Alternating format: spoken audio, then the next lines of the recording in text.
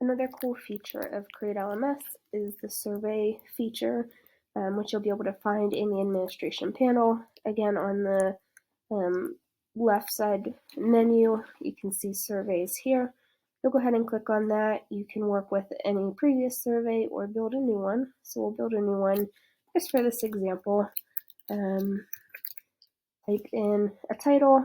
You will want to select a due date. It has to be past today's date. So we'll give them 2 days to fill this out. And then simply add in questions that you would like. You can do singular choice, multiple choice, or open-ended. If you do singular choice or multiple choice, you have to add in the options here at the bottom. You can add in additional answers if you'd like. Maybe you can set the number of required answers if you want them to choose 2 of the options or 3 of the options. Totally up to you. It's down here. Save that. This is a required field, and once you save it, it shows up here.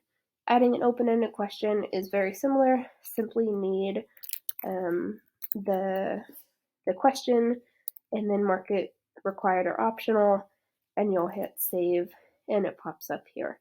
Once you built out the survey, you can submit.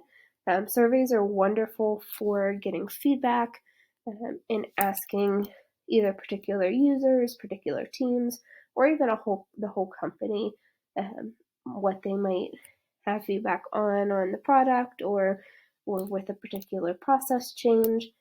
Definitely a useful tool to send out and ask for feedback, ask for input, insight, whatever you're looking to gauge.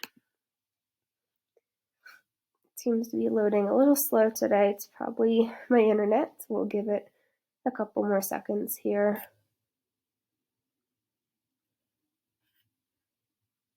So it doesn't seem to be loading. Again, probably my internet. So let me go to an existing survey and just show you what this looks like. Once it's in here, you can actually come in and assign different users to it if you'd like.